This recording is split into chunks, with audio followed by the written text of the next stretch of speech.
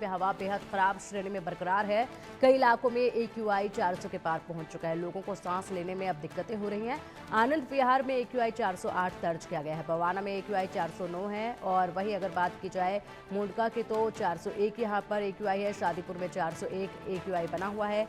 वहीं वजीरपुर में AQI level 412 पहुंच चुका है। तो देखिए AQI जो है वो 400 के ऊपर ही दर्ज किया जा रहा है, 400 के नीचे ये AQI नहीं आ रहा है। जबकि ग्रैब के नियम जो है वो लागू करा दिए गए, लेकिन बावजूद इसके कोई असर जो है उनका नजर नहीं आ रहा है। जिस तरीके से AQI अभी भी गंभीर से भी गंभीर श्रेणी में बना हुआ है।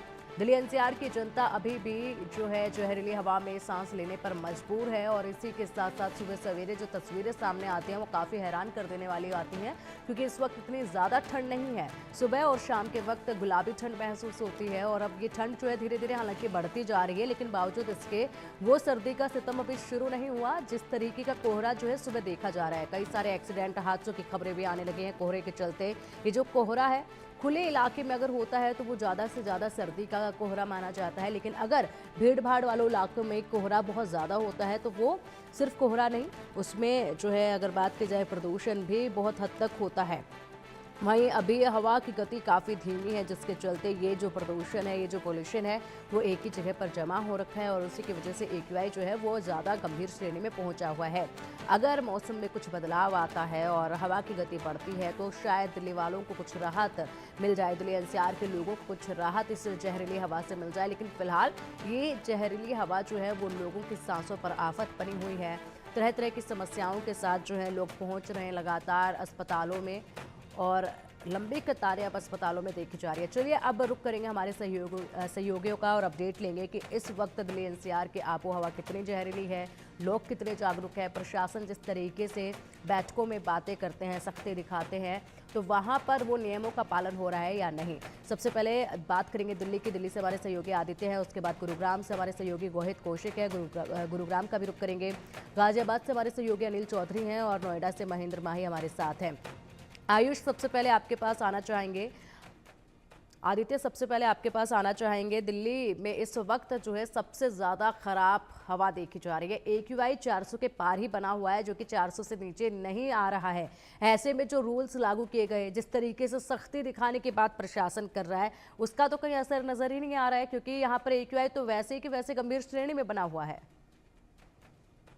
जी बिल्कुल, आपने सही कहा कि जिस तरीके से वादे किए गए थे, दावे किए गए थे कि ठंड के आने से पहले ही जो एक्शन प्लान होता है वो तैयार किया जाएगा और उसके बाद कार्रवाई की जाएगी, उस तरीके से दिखता होता हुआ दिखाई नहीं दे रहा है। इसको लेकर के जो सुप्रीम कोर्ट है उसने भी फटकार लगाई थी इस बात को लेकर के कि पहले क्यों नहीं किया गया, या आप किसी का वेट कर रहे थे ग्रैप के जो नियम है उसको नियमबद्ध तरीके से लगाए जाए।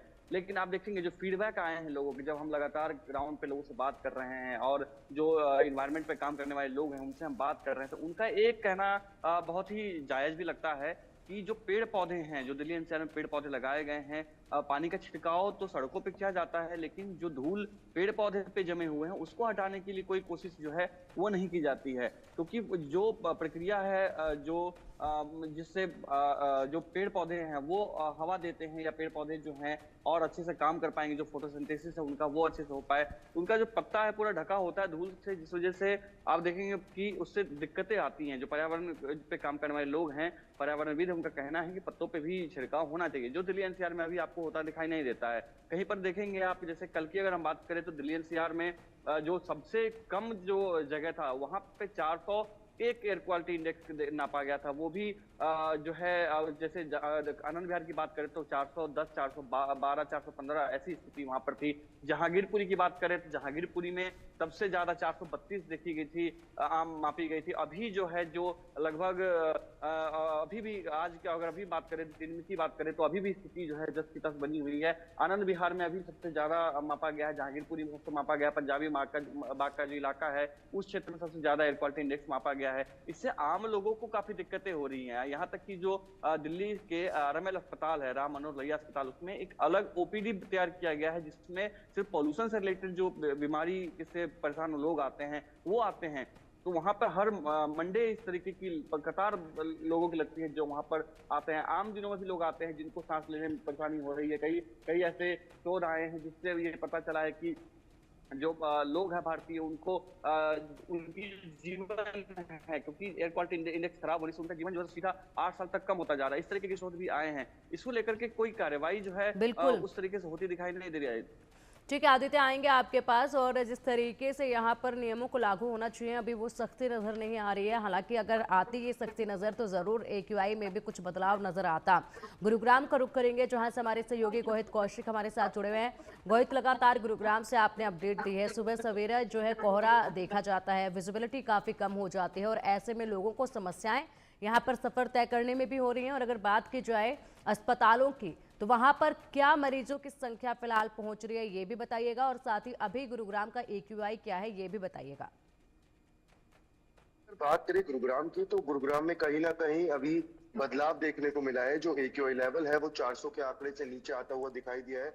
आज AQI लेवल 376 जो है वो दर्ज किया गया है। वहीं PM 2.5 की बात करें तो PM 2.5 जो है वो 200 के आंकड़े को पार कर रहा है और PM 10 जो है वो 190 के आंकड़े को पार कर रहा है। तो कहीं ना कहीं अभी जो प्रदूषण में लोगों को हल्की सी राहत मिली है, पर लेकिन अब भी प्रदूषण का जो स्तर है वो खतरनाक श्रेणी में बरकरार है। हालांकि नगर निगम और जो जिला प्रशासन है उनके प्रयासों के बाद लगातार जो ग्रैब 4 के नियमों का जो उल्लंघन कर रहे थे उनके चालान काटे गए, जिसके बाद कहीं ना कहीं अभी थोड़ी सी सख्ती गुरुग्राम में बढ़ती जा रही है, जिसके बाद कहीं ना कहीं प्रदूषण से लोगों को थोड़ी सी राहत मिल रही है। लेकिन अभी बात करें तो वो खतरनाक श्रेणी में बरकरार है और जिसकी वजह से गुरुग्राम के सिविल हॉस्पिटल में लगातार जो है मरीजों की संख्या बढ़ती हुई नजर आ रही है। 2000 से ज्यादा मरीज रोजाना OPD में पहुंच रहे हैं, क्योंकि मौसम में भी बदलाव है तो लोगों को फ्लू की भी दिक्कत हो रही है। साथ ही प्रदूषण से लोगों को सांस लेने में प्रॉब्लम हो रही है और आंखों में जलन की शिकायत लोगों को देखी जा रही है, खांसी की शिकायत लोगों को देखी जा रही है। तो लगातार जो है सिविल हॉस्पिटल में मरीजों की संख्या बढ़ती हुई गुरुग्राम में नजर आ रही है और इसका मुख्य कारण अभी जो प्रदूषण है वो खतरनाक श्रेणी में है, जिसकी वजह से जो मरीज हैं वो ज्यादा से ज्यादा बीमार हो रहे हैं। और ये जो प्रदूषण है ये उन लोगों के लिए ज्यादा खतरनाक है जो हाई BP के पेशेंट्स हैं, जिनको अस्थमा है, जो सांस से रिलेटेड बीमारियों से जूझ रहे हैं, उन लोगों के लिए बहुत ही खतरनाक माना जाता है। हालांकि अभी इस वक्त जिला प्रशासन अपनी तरफ से प्रयास करता हुआ नजर आ रहा है, उन प्रयासों का असर कहीं ना कहीं देखने को मिल रहा है। पर अगर जिला प्रशासन ये प्रयास जब कई महीनों से लोग इस पॉल्यूशन से जूझ रहे हैं, पहले से इन प्रयासों को अगर शुरू कर देता तो ये नौबत इस वक्त गुरुग्राम शहर को देखनी नहीं पड़ती। गुरुग्राम के लोग एक अच्छी हवा में सांस ले पाते। पर कहीं ना कहीं प्रशासन इन चीजों को लागू करने में लेट हुआ है, जिसकी वजह से अब तक जो मरीजों की संख्या है वो भी बढ़ती हुई नजर आई है और जो लोग हैं उनको भी परेशानी का सामना करना पड़ा है। बिल्कुल।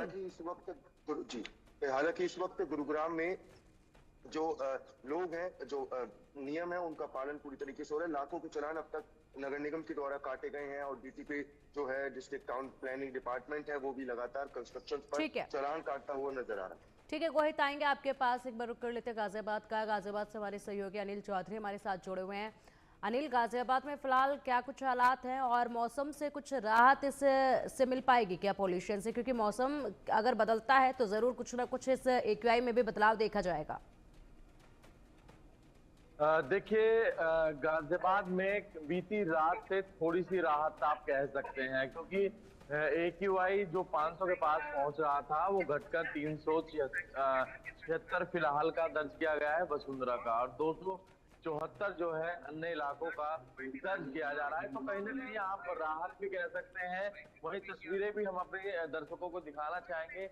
कोहरा भी छट गया है कहीं ना कहीं। जो बीते 2 दिन पहले जो हालात बने थे गाजियाबाद में, कहीं ना कहीं ब्रेक सा लोगों की जिंदगी में लग गया था। तो अब कहीं ना कहीं जैसे ही बीती रात से कुदरत की मेहर इसको कह सकते हैं, हवाएं तेज चली और उसके बाद से जो कोहरा है और पॉल्यूशन में दोनों में राहत आज देखी गई है। तो आप देखेंगे थोड़ा सा तस्वीरें जो हैं आज भी जो है साफ दिखाई दे रही हैं।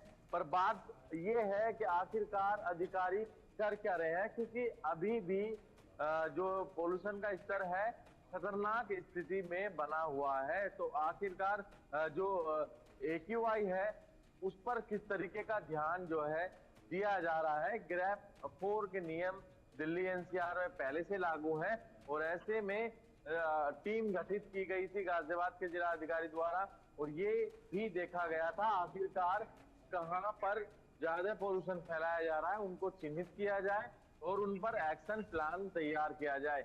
ये चीजें टीम गठित तो जरूर कर दी गई, पर ग्राउंड जीरो पर मुझे कुछ भी ऐसा नहीं दिखाई दिया। सिर्फ एक बिल्कुल फैसला अनिल, जरूर बिल्कुल गाजियाबाद में यही फॉलो किया है। गया, जिसमें कि कक्षा पहली से 12वीं तक के स्कूल बंद कर दिए गए, उनको ऑनलाइन शुरू कर दिया गया।